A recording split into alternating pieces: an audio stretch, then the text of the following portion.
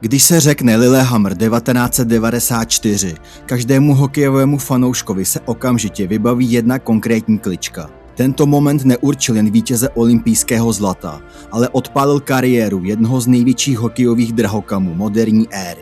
Peter Forsberg propojil švédskou eleganci s tvrdou zámořskou školou, aby nakonec vyhrál vše, co se v hokeji vyhrát dá.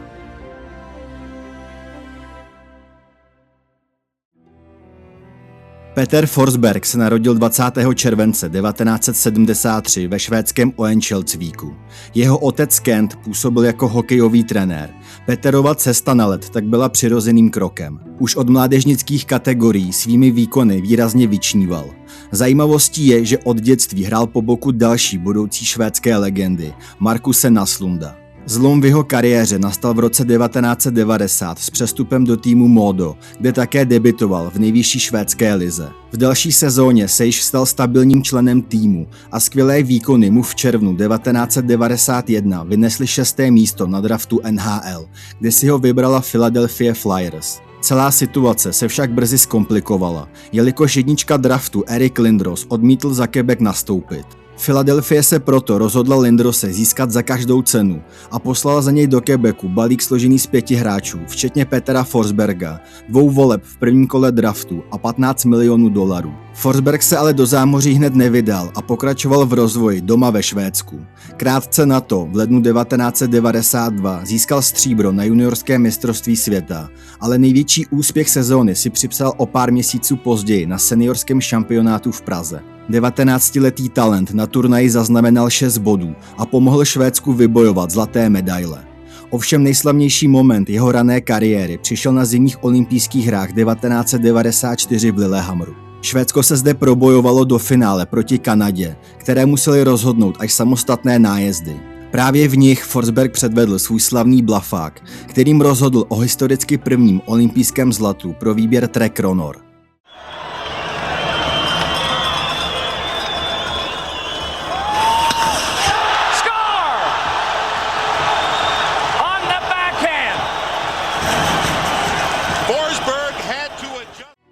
V pouhých 21 letech tak měl Forsberg na kontě titul mistra světa i olympijského vítěze. Byl považován za nejlepšího hokejistu světa hrajícího mimo NHL a jeho přesun do zámoří byl na spadnutí.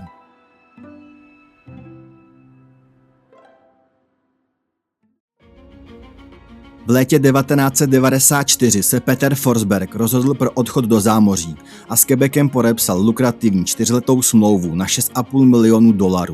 Jeho debut v NHL sice zpozdila hráčská výluka, ale v lednu 1995 se konečně dočkal své premiéry. Ta přišla symbolicky v zápase proti Philadelphii, která ho o 3 roky dříve draftovala.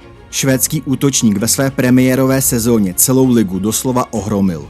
V 47 zápasech nazbíral 50 bodů a po zásluze získal Calder Trophy pro nejlepšího nováčka NHL. Zároveň vsítil historicky poslední gól Nordics.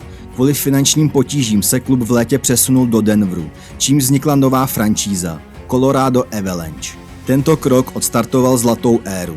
Tým složený kolem hvězd jako Joe Sakic, Adam Foote, Patrick Roy a právě Peter Forsberg hned v první sezóně vyhrál Stanley Cup. Forsberg během ní prožil bodově nejúspěšnější základní část kariéry se 116 body a díky zisku stříbrného poháru se stal historicky 4. hráčem, který vstoupil do exkluzivního Triple Gold Clubu.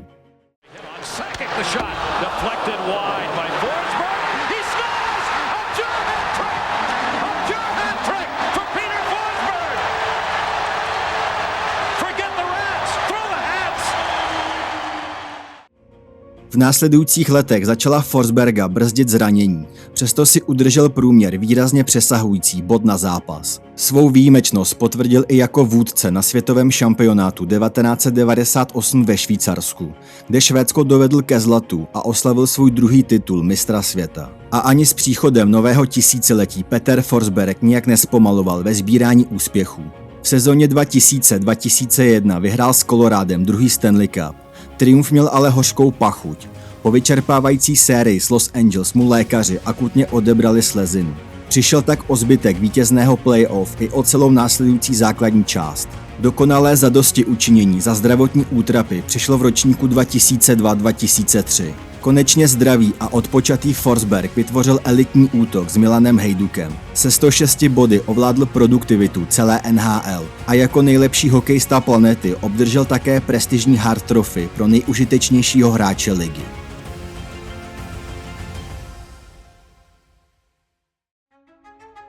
Když v roce 2004 postihla NHL celosezónní výluka, Forsberg se vrátil domů do Švédska, aby opět oblékl dres mateřského Modo.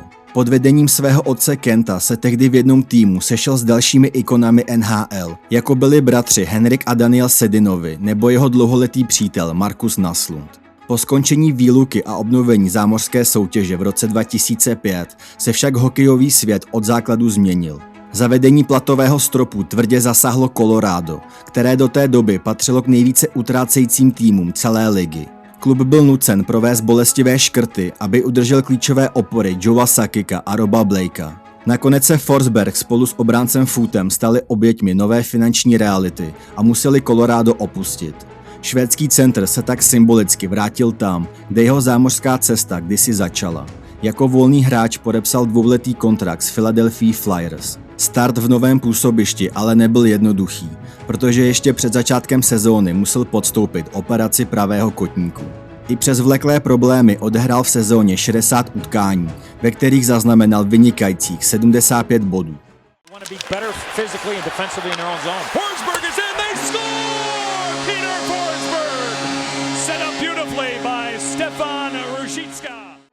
Během tohoto ročníku si navíc odskočil na zimní olympijské hry 2006 v Turíně. V dresu švédské reprezentace potvrdil roli klíčového vůdce a pomohl národnímu týmu vybojovat jeho druhé olympijské zlato.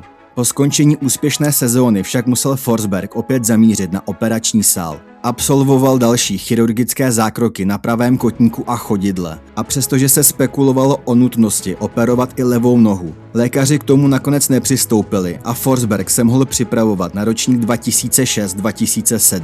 Tato sezóna se však pro něj i pro celý klub stala noční můrou. Philadelphie prožívala historicky nejhorší ročník a Forsberg, stále sužovaný chronickými potížemi s pravou nohou, začal poprvé veřejně pochybovat o tom, zda bude vůbec schopen pokračovat v profesionální kariéře.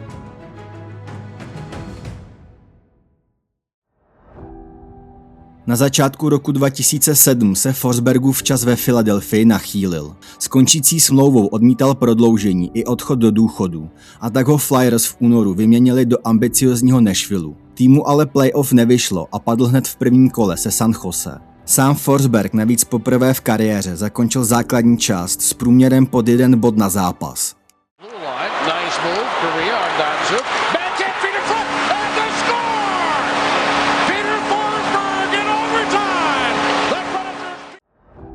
Následující ročník strávil jako volný hráč, podstoupil další operaci nohy a vyčkával, co mu tělo dovolí. Nakonec v únoru 2008 podepsal smlouvu s Colorádem. Bohužel emotivní návrat do Denveru zhatila zraněná třísla, kvůli kterým stihl v základní části odehrát pouhých 9 zápasů.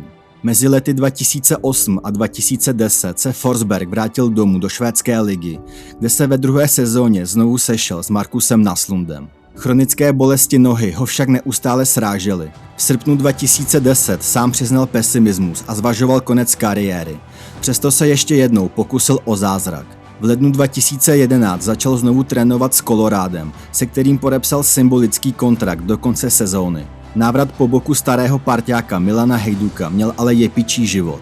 Forsberg nastoupil jen ke 2 venkovním zápasům, ve kterých odehrál necelých 18 minut. Trápící se Colorado masivně lákalo fanoušky na jeho první domácí vystoupení v Denveru. K tomu už ale nedošlo.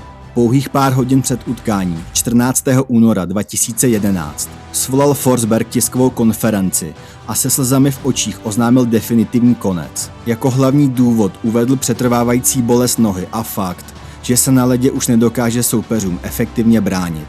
Jeden z nejlepších hokejistů historie musel kapitulovat před vlastním tělem.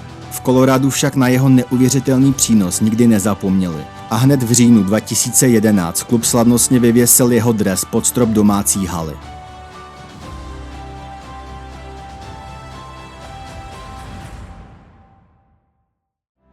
Při pohledu na kariéru Petra Forsberga se nabízí věčná otázka, kam až mohl dokráčet, kdyby ho netrápilo zdraví.